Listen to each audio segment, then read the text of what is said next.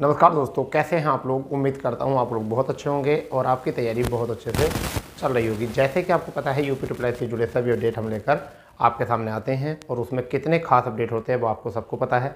जैसे कि हमारे द्वारा कल बताया गया था दोपहर में ही कि आपका डीबी का नोटिस आने वाला है और आपके 29 अप्रैल से डीबी हैं और वही शाम को 6 बजे आपका अपडेट आ गया था और उसमें हमने एक वीडियो बनाया था, जाकर चैनल पर देख सकते हैं। दोनों चीज़ों की पुष्टि हमने की थी। बहुत सारे बच्चों ने उल्टे सीधे कमेंट्स किए थे, परंतु उन सब बच्चों की बोलती बंद हो गई। फिर सब ने बहुत ने सॉरी भी बोला, बहुत ने कॉल करके मैसेज व्हाट्सअप करके सॉरी बोला कि सर गलती होगी, हम आपको समझ नहीं पाए।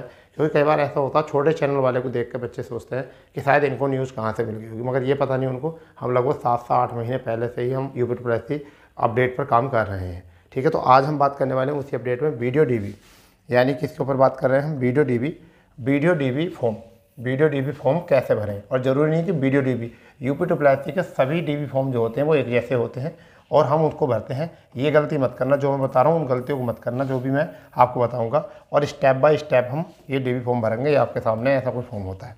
तो चलिए शुरू करते हैं कि डीबी फॉर्म किस तरीके से भरना है। आराम से एक एक स्टेप देखेंगे फॉर्म का पूरी तरीके से। ठीक है, और ये कहाँ से होता है, ऑफिशियल वेबसाइट पर जाकर जो है इसको देख सकते हैं। देखिए, ये तो है आपका अधिनियम सेवा चयन आयोग द्वारा, ये तो है आपका अभिलेख परीक्षण पत्र। आपका ये पहला लेटर है जिसे हम कह सकते हैं एडमिट कार्ड भी कह सकते हैं। इससे आपको पता चलेगा किस दिनांक को आपका डीबी है। तो देखिए, जिस बच्चे का मैंने खोला है, ठीक है, तो उसका क्या है 16/4/2024, 16 तारीख को ये क्या किया है अभी डाउनलोड किया गया है। और देखिए क्या था कि 9/5/2024 को जो है इनका डीबी है और कब है 1:30 बजे से है इनका, यानी कि 2 मीटिंग में है। ठीक है भाई, 2 मीटिंग में ये है। ठीक है, अब हम बात करते हैं यहाँ पर किस तरीके से यहाँ पर इन्होंने दिया है। तो ये सम्मिलित ग्राम पंचायत अधिकारी, पूरा इसका इन्होंने डिटेल दी है यहाँ। ठीक है, उसके आगे अगर हम बात करते हैं तो देखिए इसमें पूरा और कुछ नहीं है, केवल यही है आपका परिचय है। इसके बाद में प्रारूप वन की बात करते हैं, प्रपत्र किसकी बात करते हैं, वन की। तो प्रपत्र वन की बात करते हैं। देखिए, ये डाउनलोड किया हुआ टाइम आ गया है, इतने बजे डाउनलोड हुआ था। प्रपत्र संख्या है यहाँ केवल बक्श तक की, बक्श यानी कि यहाँ तक की आपकी, बक्श यानी कि यहाँ तक की आपकी नवीनतम 3x4 की सेमी साइज की आपकी नवीनतम फ़ोटो स्वप्रमाणित यहाँ पर चिपकाने के लिए तिथि सहित पाठित हस्ताक्षर कीजिए, यानी कि हस्ताक्षर कर देना उस पर फ़ोटो पे इस तरीके से जो भी हो। ठीक है, तिथि सहित, और अपना जो है फ़ोटो यहाँ लगा सकते हो। फिर यहाँ पर विभाग संख्या आपकी आ जाएगी, वो आपको दे रखी है विभाग संख्या। ठीक है, क्या है विभाग संख्या आपकी, ये आ जाएगी। आवेदन स्वीकृत की जाने वाली तिथि जो है, यानी आवेदन कब स्वीकारा गया था, रोल नंबर था, मैंने यहाँ पर क्या है हाईलाइट कर दिया गया है, ये उनका जो था रजिस्ट्रेशन नंबर था। ठीक है भाई, इतनी बात हो चुकी है। इससे ऊपर चलते हैं, स्टेप बाय स्टेप समझते रहो यहाँ पर। अब सबसे पहली बात तो है ये, सॉरी, यहाँ पर समझेंगे सबसे पहला स्टेप क्या है, वो ये है स्टेप, यानी कि यहाँ पर पद या सेवा का नाम जिसके लिए अभ्यर्थी आवेदन किया है। तो हम यहाँ पर क्या लिखा जाएगा, यानी कि वीडियो, जो ऊपर पद का नाम लिखा हुआ था वो लिख देंगे। ठीक है, जो ऊपर था सम्मिलित ऊपर जो था नाम था उसमें वो लिख देंगे। यहाँ पर अभ्यर्थी का नाम देवनागरी लिपि में। ठीक है, तो देवनागरी लिपि में यहाँ लिखना है आपको। अंग्रेजी में लिखा हुआ है, यहाँ अंग्रेजी में लिखा हुआ होगा आपका। ठीक है, आपका यहाँ पर है अभ्यर्थी पत्र व्यवहार का पूरा पता। यहाँ पर आप अपना एड्रेस डाल देंगे, क्या डाल देंगे, यहाँ पर एड्रेस डाल देंगे। ठीक है भैया, यहाँ पर ग्राम यानी यहाँ पर गांव डाल देना केवल। यहाँ पर क्या जाएगा, ग्राम या नगर, जिला, राज्य का नाम यहाँ डाल दो अपना। ठीक है, यहाँ पर जन्म तिथि जो है अंकों में डालनी है, यहाँ लिखी हुई आएगी अंकों में, शब्दों में लिखनी पड़ेगी, शब्दों में आपको क्या करनी पड़ेगी, लिखनी पड़ेगी। आराम से समझो, पद या सेवा का नाम ऊपर लिख देंगे हम। ठीक है, यहाँ पर हिंदी में नाम अपना लिखना पड़ेगा, यहाँ अंग्रेजी में लिखा हुआ आएगा आपका। एड्रेस हो गया, यहाँ पर ग्राम नाम जिले का, राज्य का नाम आ जाएगा। जन्म तिथि हिंदी में लिखनी है, जून पून इस तरीके से करके। अब यहाँ अभ्यर्थी का पिता का नाम, यहाँ अभ्यर्थी के पिता का नाम हो जाएगा। पिता या पति हैं तो ठीक है, यहाँ अभ्यर्थी के पति या पिता का नाम, अभ्यर्थी के पति पिता का नाम जो हो जाएगा यहाँ पर, यहाँ लिख देंगे। यहाँ पर अभ्यर्थी के पिता पति का नाम, जन्म स्थान का, पति का जन्म स्थान यानी कि पति या पिता का जन्म स्थान। यहाँ पर अभ्यर्थी के पिता का नाम हो जाएगा, यानी कि पिता पति, उनके बारे में विवरण है। तो यहाँ पर क्या है, पहले में अभ्यर्थी के पति का नाम, तो यहाँ पर आ जाएगा पति का नाम या पिता का नाम, दोनों में से एक।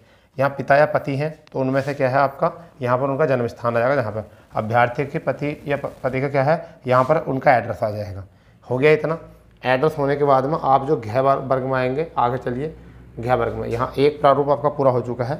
जब घ में आएंगे तो यहाँ पर क्या आ जाएगी, राष्ट्रीयता आ जाएगी। तो यहाँ तो इंडिया ही लिखना है आपको। ठीक है, यानी कि भारत लिखना है, भारतीय लिखना है, या अंग्रेजी में लिख देना इंडिया। ठीक है, अब यहाँ पर क्या अभ्यर्थी तथा अभ्यर्थी के पिता पति जन्म स्थान अधिवास से भारतीय नागरिक हैं, तो हाँ लिख देंगे, हाँ लिख देंगे। ठीक है, नहीं है तो संकलन करेंगे, तो हाँ लिख देंगे, लगभग हाँ ही होंगे सब। ठीक है। यहाँ क्या अभ्यर्थी विज्ञापन में उल्लेखित किसी प्रकार आरक्षण चाहते हैं? अगर आप आरक्षण चाहते हैं तो हाँ लिख देंगे, नहीं तो नहीं कर देंगे। ठीक है। अब आगे है कि आप वर्ग लिख देंगे अपनी जाति का। ठीक है। उपजाति लिख देंगे अगर आप आरक्षण चाहते हैं तो, अगर आप आरक्षण चाहते हैं तो। ठीक है। फिर यहाँ है क्या आप विज्ञापन उल्लेखित विभिन्न में जाति में छूट चाहते हैं? अगर चाहते हो तो हाँ कर दो, नहीं तो नहीं कर देना। ठीक है। ये हो गया हमारा इतना, समझ गए। इसके बाद में हम बात करेंगे क्या अभ्यर्थी विवाहित है। क्या अभ्यर्थी विवाहित है? तो यहाँ पर विवाहित अगर हो, अगर आप विवाहित हो तो लिख देंगे हाँ, अगर विवाहित हैं तो हाँ लिख देंगे, और नहीं है तो नहीं लिख देंगे। ठीक है। और उन पर टिक भी कर देंगे जैसे भी है। यदि हो तो उसका विवरण दो, तो उसका विवरण देना है क्या है। ठीक है। अब यहाँ पर आया था दूसरा प्रारूप क्या है आपका, ये देखिए यहाँ पर आपको क्या दिया है, समझो स्टेप बाय स्टेप समझते रहो सारी चीज़ें, आराम से वीडियो को रोक रोक कर पढ़ना। परीक्षा व उपाधि, विषय, श्रेणी या कौन सी श्रेणी से पास हुए, वर्ष, प्राप्तांक प्रतिशत, प्रदत्त संख्या और प्राप्ति विवरण देना है। यहाँ जैसा आपको हाई स्कूल में क्या होते हैं सब्जेक्ट, हिंदी होता है, अंग्रेजी, तो हाई स्कूल के सब्जेक्ट के नाम लिख देने हैं। यहाँ पर हाई स्कूल के सब्जेक्ट नाम लिख दें, श्रेणी दे देनी फर्स्ट या सेकेंड या थर्ड। ठीक है। ये श्रेणी दे देनी है। वर्ष देना है कोई सभी अपना वर्ष। यहाँ प्रतिशत, यहाँ प्रतिशत देनी है। यहाँ प्रदत्त संख्या जो होती है, प्रमाण प्राप्त संख्या नीचे लिखी होती है, प्रदत्त प्रमाण संख्या लिखी होती है, वो संख्या लिख देंगे। यहाँ पर प्राप्ति प्रतिशत संख्या, जैसे मान लीजिए 360 अंक मिले तो कितने में से मिले, 600 में से मिले, ऐसे लिखने पड़ेंगे यहाँ। ठीक है। इंटरमीडिएट के विषय लिख देंगे, इंटरमीडिएट की ग्रेड श्रेणी लिख देंगे। यहाँ पर वर्ष लिखा जाएगा, परसेंटेज, प्रमाण संख्या, और यहाँ पर जैसे मान लो 300 मिले हैं तो कितने में से, 500 में से, जितने मिले हों उतने लिख दोगे। स्नातक में भी विषय लिख देंगे यहाँ पर। ठीक है। स्नातकोत्तर में भी यही काम करना है। ठीक है। इतना होने के बाद हम आगे क्या करेंगे, अन्य कोई डिप्लोमा हो तो उसके बारे में हम यहाँ लिख देंगे। यहाँ है ये अन्य कोई श्रेणी विविधता हो या आर्थिक डिग्री डिप्लोमा, जैसे आपकी 333 होगा तो 333 का विवरण यहाँ डाल सकते हो आप। ठीक है। खेल कूद का कोई प्रमाण पत्र है तो यहाँ लिख सकते हो, वरना तो NA लिख सकते हो। क्या लिख सकते हो, NA। ठीक है। यहाँ पर भी क्या लिख सकते हो, अगर अभ्यर्थी विगत वर्तमान नियुक्ति पूर्ण कर चुके, अगर नियुक्ति है आप कहीं नियुक्ति कर चुके थे तो उसका विवरण दे देंगे, नहीं तो फिर इसे खाली छोड़ देंगे, यहाँ नो लिख देंगे, नहीं लिख देंगे। मेरी बात समझ पा रहे हो नहीं अभी? तो आपके अभी कितने प्रारूप हो चुके हैं, प्रश्न संख्या 1 के 2 हो चुके हैं। अब आते हैं यहाँ पर तीसरा प्रारूप जो है, इसमें क्या है समझिए। इसको जो पढ़ेंगे हम क्या लिखेंगे यहाँ पर, विज्ञप्ति अनिवार्य अधिमान शर्तें। अनिवार्यता क्या है, मान लीजिए आपकी 10वीं है तो 10वीं का प्रमाण पत्र लिख देंगे, प्रमाण संख्या लिख देंगे। 12वीं है तो 12वीं लिख देंगे, यहाँ पर प्रवृत्त संख्या लिख देंगे। फिर यहाँ पर स्नातक है तो स्नातक लिख देंगे, उसके प्रवृत्त संख्या लिख देंगे। अगर आपने अधिमानी कोई प्रमाण पत्र है, 333 कर रखा है, कोई और डिप्लोमा कर रखा है तो उसके संख्या विवरण यहाँ डाल देंगे, वरना तो छोड़ भी सकते हैं। ठीक है। अगर आप टेरिटोरियल आर्मी में है, टीए में है तो 2 वर्ष की सेवा की छूट है तो यहाँ पर नहीं कर देंगे, कोई होता नहीं है, यहाँ भी नहीं कर देंगे। अब ये पूरा जो है खाली छोड़ देंगे, जब है ही नहीं तो कुछ ऐसा, समझ गए नहीं, इसको पूरा नो छोड़ देंगे यहाँ पर। इसकी आवश्यकता होती नहीं क्योंकि किसी के पास होता नहीं है ये तो मुझे ऐसा लगता है किसी के पास होता नहीं है, फीस फूस रसीद ये कुछ ये वाला विवरण नहीं होता, तो इसकी कोई ज़रूरत होती भी नहीं है, वो खुद भर देंगे इसको, वरना तो कोई दिक्कत वाली बात है नहीं। कौन सी बैंक, इसका कोई रिस्क मत लेना, इसकी कोई ज़्यादा ज़रूरत नहीं होती है वहाँ पर, इसकी कोई ज़्यादा ज़रूरत होती भी नहीं क्योंकि सबके पास ये चीज़ें नहीं होती हैं। ठीक है। मैं घोषणा करती हूँ, यहाँ अपना नाम लिख देंगे। ठीक है। जो भी है। ठीक है। अभ्यर्थी अपना हस्ताक्षर कर देगा, पूरा नाम लिख देगा, पूरा पता लिख देगा यहाँ पर, और यहाँ जिस दिन आपका डॉक्यूमेंट वेरिफिकेशन होगा उस दिन की डेट और स्थान डाल देंगे। ठीक है। तो ये आपका हो चुका है प्रारूप नंबर 1, क्लियर। ठीक है। उसके बाद में आपको लिखा जाएगा प्रारूप नंबर 2। प्रारूप नंबर 2 में आपको क्या लिखना है, देखिए ये आपको लिखा हुआ होगा, यहाँ पर रजिस्ट्रेशन नंबर लिखा होगा, यहाँ रोल नंबर लिखा होगा, यहाँ और कुछ नहीं है। यहाँ पर दिया है देखिए, उम्मीदवार प्रपत्र भरने प्रस्तुत वादे निरुद्ध दोषी सिद्ध प्रस्तावित आदि किया जाए तो उसके ब्यौरा उत्तर प्रदेश में सेवा चाहे लखनऊ को सूचित किया जाना चाहिए। ऐसा न करने पर समझा जाएगा कि छिपाई गई है। ठीक है। तो देखिए यहाँ पर क्या लिखना पड़ेगा, आपका नाम या उपनाम लिखा हुआ आएगा, नाम यहाँ पर आपका नाम जो है लिखा हुआ आएगा, समझिए यहाँ नाम लिखा हुआ आएगा आपका, यहाँ पिता का नाम यहाँ लिखना है, पिता का नाम, यहाँ माता जी का नाम लिखना है, यहाँ माता जी का नाम लिखना है, यहाँ पिता का नाम पिता की राष्ट्रीयता यानी कि भारतीय लिख देंगे, यहाँ पर माता जी की राष्ट्रीयता, अगर पति है तो पति की राष्ट्रीयता, पत्नी है तो पत्नी की राष्ट्रीयता। ठीक है। जन्म स्थान पति, अगर पति हैं तो पति की और पत्नी है तो पत्नी की। यहाँ पर स्थायी निवास का पता, जो गांव, थाना, तहसील, जिला, समाज है, यहाँ लिख देंगे। ठीक है अपना।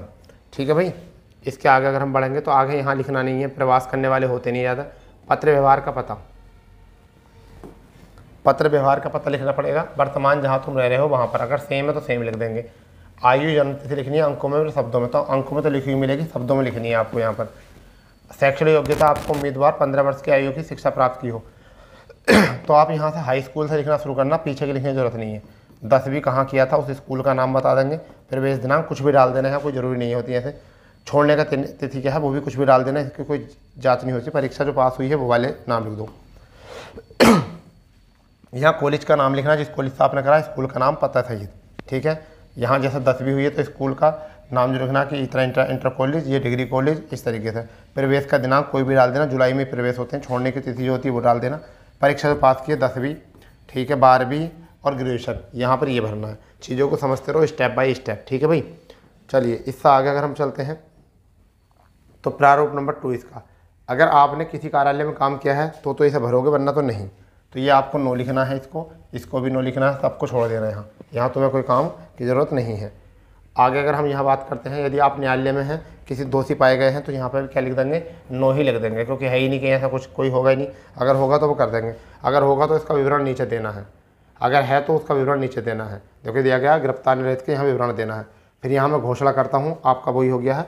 फिर यहाँ क्या करना है अपना, और छोड़ देना है, यहाँ नो लिख देना ऊपर। यहाँ लिखना अभ्यर्थी का नाम, क्या लिखना है, अभ्यर्थी का नाम लिखना है। ठीक है, यहाँ पर पूरा नाम लिखना है, पिता का सॉरी पूरा पता लिखना है, यहाँ दिनांक डाल देनी है, यहाँ स्थान लिख देना है। ये हो चुका है क्लियर आपका। तो 2 प्रारूप हो चुके हैं। अब भरते हैं तीसरा प्रारूप। क्या है तीसरा प्रारूप? यह है, ठीक है, यह अधिनियम सेवा आयोग ने देशानक प्रपत्र बोलते हैं इसको। ठीक है, तो यहाँ पर देखिए क्या है, इसको देखिए थोड़ा सा डाउन आएगा ये। यहाँ लिपि में, देवनागरी लिपि में लिखा हुआ होगा, अंग्रेजी में लिखा हुआ नाम मिल जाएगा, देवनागरी लिपि में लिख दोगे। यदि आपका विवाहित हो तो, स्त्री हो तो यानी कि पति का, वरना तो पिता का नाम लिखना है यहाँ पर। ठीक है, जन्म तिथि आपकी आ चुकी है, अंकों में लिख देनी है। स्थायी पता लिख देना, पत्र विहार का पता लिख देना है, सेवा पद का नाम लिख देना, जिसके लिए आप ये डीबी कराने के लिए जा रहे हो। तो किसके लिए जा रहे हो, आप पूरा नाम लिखना कि आपका ग्राम पंचायत और बीडीओ वाला जो है, जो इसके ऊपर लिखा हुआ है लेटर पर, वो लिख देना। आप यहाँ अपनी जाति लिख सकते हो और उपजाति लिख सकते हो, जनरल। ठीक है, जनरल में भी कौन आते हो आप। योग्यता आप लिख सकते हो, कौन सी आपकी शैक्षणिक योग्यता है, आपने ग्रेजुएशन किया है, 12वीं की है, ये कर सकते हो। ठीक है, उसके बाद में जो अपनी यहाँ पर है ग्रेजुएशन परीक्षा जिसमें उत्तीर्ण हो, यहाँ आप भरेंगे। जैसे 10वीं की है तो यहाँ 10वीं डाल देंगे, 10वीं डालेंगे। फिर उसके बाद में विषय जो परीक्षा में उत्तीर्ण, यहाँ विषय हो जाएंगे। उत्तीर्ण परीक्षा अनुक्रमांक, यहाँ अनुक्रमांक डाल देंगे। यहाँ वर्ष और यहाँ श्रेणी, यहाँ श्रेणी यानी फर्स्ट या सेकेंड या फिर थर्ड, ये आप डाल देंगे। ठीक है, 12वीं के साथ भी ऐसे करेंगे, 12वीं के साथ ऐसे करेंगे, और स्नातक के साथ भी इस तरीके से करेंगे। ठीक है भाई, ये हो चुका है। इसके आगे अगर हम बात करते हैं तो इसके बाद में विगत वर्ष में अगर आपने कहीं नियुक्ति ली है तब तो इसे भरेंगे, वरना तो नो लिख देंगे। इस वाले को क्या करना है, नियुक्ति पढ़ के भरो आराम से। अगर नियुक्ति दी गई है तो यहाँ लिख देंगे, वरना तो नो लिख देंगे। यहाँ पर सब जगह क्या लिख देंगे, नो लिख देंगे। ठीक है बेटा, इसके आगे जो है बस हो गया यहाँ तक इतना ही। अब आता प्रपत्र जो सबसे इम्पोर्टेंट है 4 बिल्कुल। तो ये देखिए आपका आ चुका है, यहाँ नाम आपका लिखा हुआ आएगा। ठीक है, उसके बाद यहाँ देखिए आपको, यहाँ देखिए इसे भरो, आराम से भरना है। जैसे हाई स्कूल है आपका, तो हाई स्कूल में पहले देखो, हाई स्कूल में आपने हिंदी में प्राप्तांक कितने करे थे, कितने अंक लिए थे, और पूर्णांक क्या था उसका, यहाँ पूर्णांक डालना है। वही इंटर में अगर हिंदी सब्जेक्ट है तो प्राप्तांक कितने थे और इंटर कितने, मतलब पूर्णांक कितना था। स्नातक में अगर हिंदी था तो यहाँ करो और यहाँ भी यही भरो, प्राप्तांक कितने थे, पूर्णांक कितना आया। स्नातक उत्तर में भी यही काम करना। अंग्रेजी अगर हो तो अंग्रेजी भी यहाँ भर देंगे, अंग्रेजी में भी यही काम करना है। ठीक है, मान लीजिए मैं मानता हूँ कि किसी को 50 अंक मिले, कितने में से मिले, 100 में से मिले। ठीक है, यहाँ इंटर में कितने मिले, 56 मिले, और कितने में से मिले, 100 में से मिले। प्राप्तांक इसमें कितने मिले, 70 मिले, और कितने में से 100 में से मिले। ऐसा भरना है यहाँ। ठीक है, उसके बाद में अंग्रेजी में भी लिखना, गणित में भी लिखना। इन 3 सब्जेक्ट किसी का गणित नहीं है तो खाली छोड़ देंगे। ठीक है, फिर जो भी सब्जेक्ट जैसे गणित के बाद में आपका हिंदी, तो यहाँ आपका रसायन विज्ञान आ जाएगा, तो रसायन विज्ञान लिख देंगे। फिर आपका भौतिक विज्ञान आ जाएगा, तो भौतिक विज्ञान लिख देंगे। मान लीजिए ऐसा कर सकते हैं, यानी हाई स्कूल के अगर पूरे करो तो पहला हाई स्कूल के पूरे करो।